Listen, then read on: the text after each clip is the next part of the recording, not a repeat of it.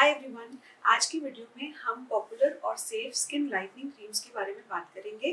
तो इस वीडियो में आपको डिटेल में ये सेफ स्किन लाइटनिंग क्रीम्स बताने से पहले मैं कुछ इंपॉर्टेंट इन्फॉर्मेशन देना चाहती हूँ। हमारी स्किन का कलर बहुत सारे फैक्टर्स पे डिपेंड करता है और स्किन लाइटनिंग क्रीम्स लगा के हम ये कलर चेंज नहीं कर सकते। ये क्रीम्स सिर्फ इस तरीके से आपको फायदा कर सकती हैं कि जो आपके चेहरे पर temporary tanning, dullness, uneven skin tone, pigmentation, dark spots, blemishes और पिंपल के निशान छूट गए हैं, इन सबको रिड्यूस करने में ये क्रीम्स आपको फायदा करेंगी। तो इस वीडियो में मैं आपको सबसे पहले तो ये इम्पॉर्टेंट मॉलिक्यूल्स के बारे में बताऊंगी जो आपकी स्किन की पिगमेंटेशन और डलनेस को कम करने में आपका फायदा करेंगे और ये मॉलिक्यूल्स आपके लिए बिल्कुल सेफ हैं। साथ ही मैं ये बताऊंगी कि ये सब मॉलिक्यूल्स किस तरह से काम करके आपको फायदा पहुंचा सकते हैं।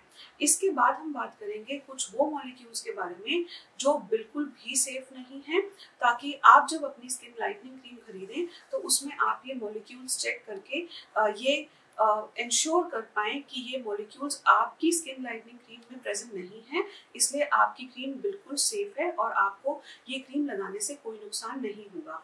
इसके बाद हम बात करेंगे कि आप किस तरीके से अपने लाइफस्टाइल चेंजेस करके और सही स्किन केयर रूटीन फॉलो करके ये क्रीम्स का मैक्सिमम बेनिफिट उठा सकते हैं, ताकि जब आप ये क्रीम्स लगाना बंद करें तो उसके बाद भी आपके चेहरे पर वो ग्लो मेंटेन रहे।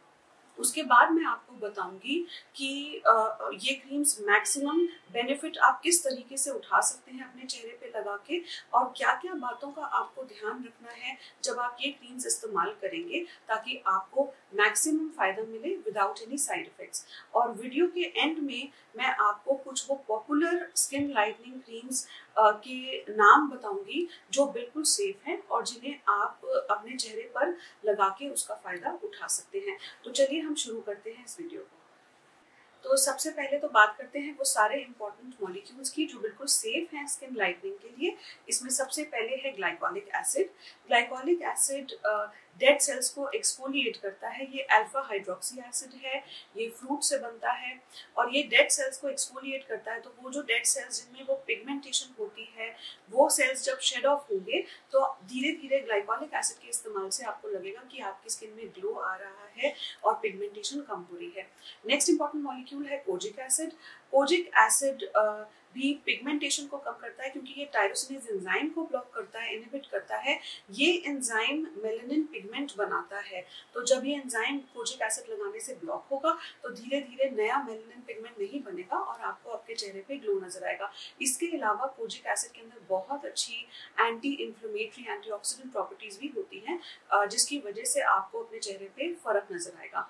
नेक्स्ट हम सबका फेवरेट, बहुत popular vitamin C. Vitamin C इस तरीके से काम करता है कि जब आप विटामिन सी लगाएंगे तो ये थोड़ा कोलेजन स्टिमुलेट करता है, जिसकी वजह से इसका एंटी एजिंग इफेक्ट भी है। डेड सेल्स का टर्नओवर बढ़ाएगा, चेहरे पे ग्लो आएगा।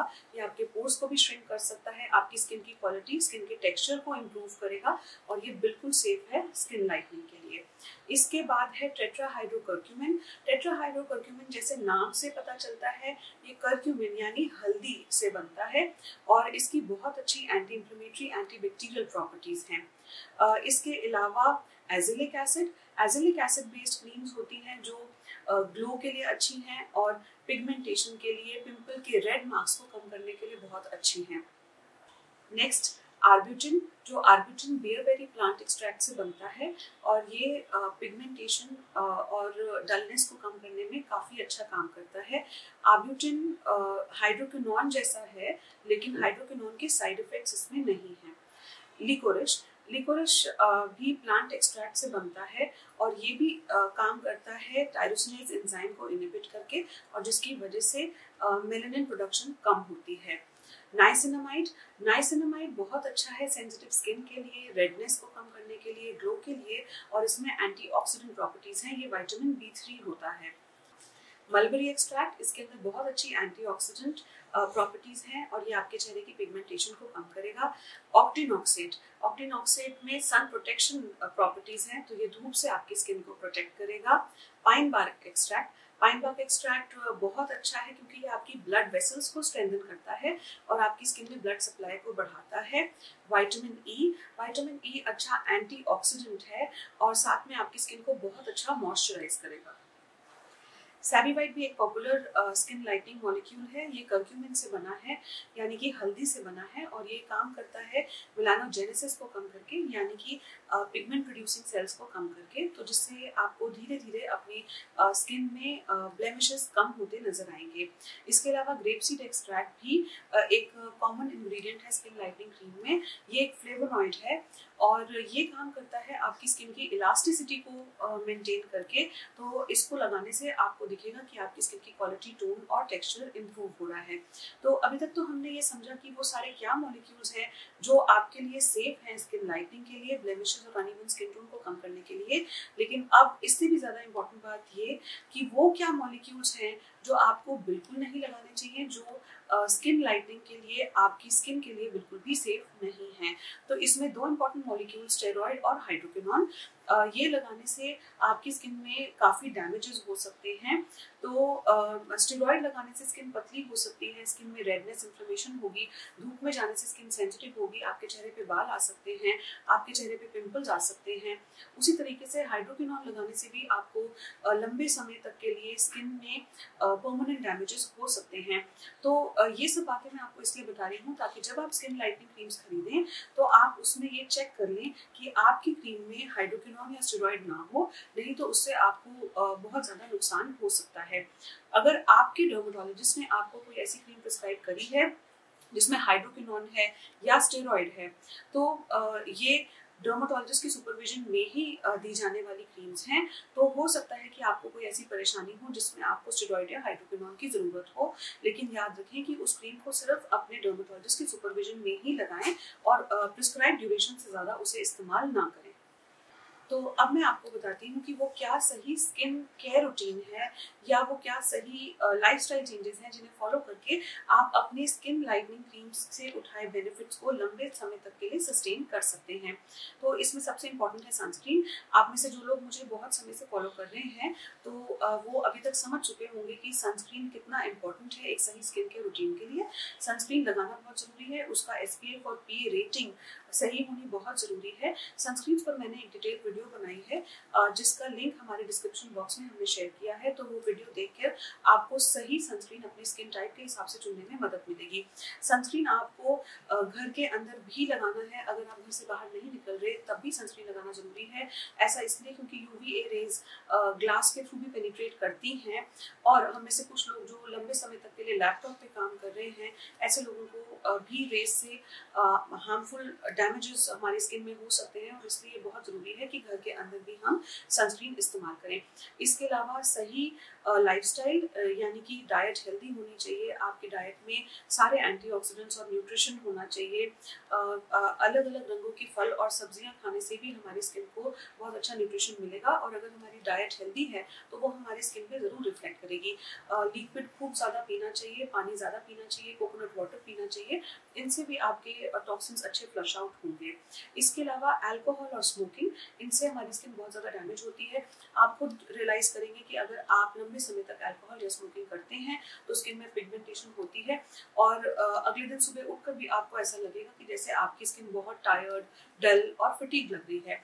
तो अल्कोहल और स्मोकिंग हमारी स्किन को नुकसान पहुंचा सकते हैं क्योंकि अल्कोहल और स्मोकिंग से हमारी स्किन की ब्लड सप्लाई कम होती है, जिसकी वजह से टॉक्सिन सही से फ्लश आउट नहीं होते और उसकी वजह से आपकी स्किन हेल्दी नहीं लगती।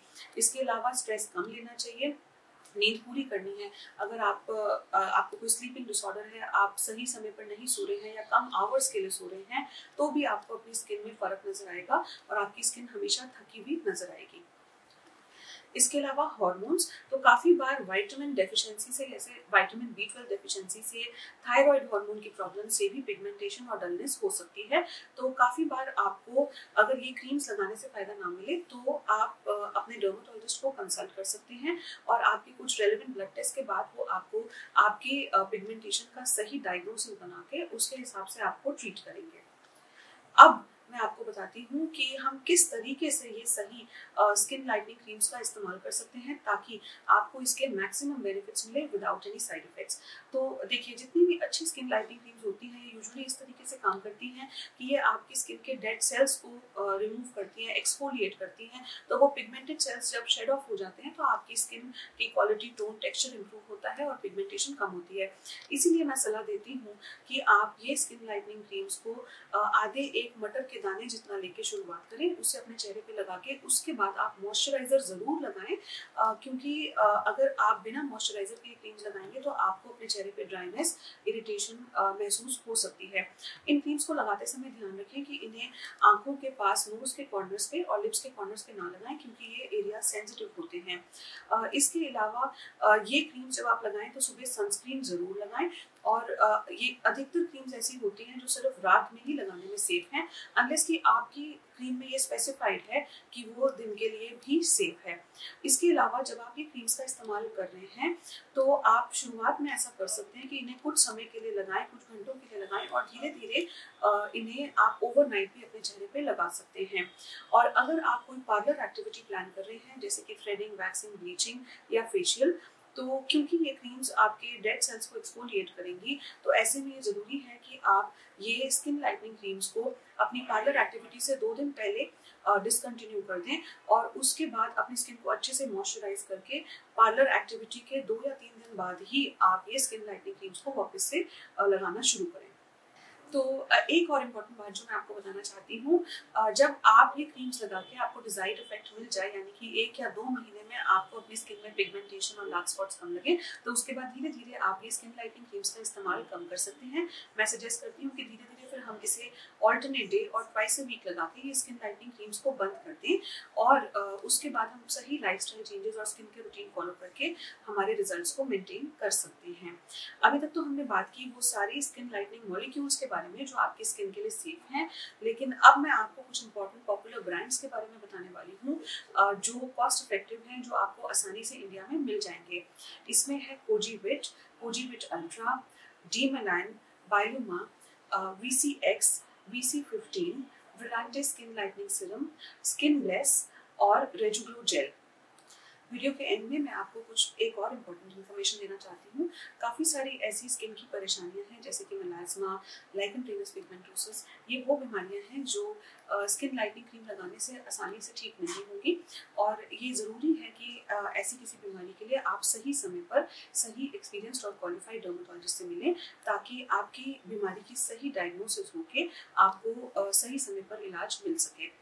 आई होप आपको ये वीडियो इन्फॉर्मेटिव लगी। स्किन और हेयर से रिलेटेड और इन्फॉर्मेटिव वीडियोस के लिए हमारे यूट्यूब चैनल पे सब्सक्राइब कीजिए और बेल आइकन पे क्लिक कीजिए ताकि आपको हमारी वीडियोस की नोटिफिकेशन मिल सके।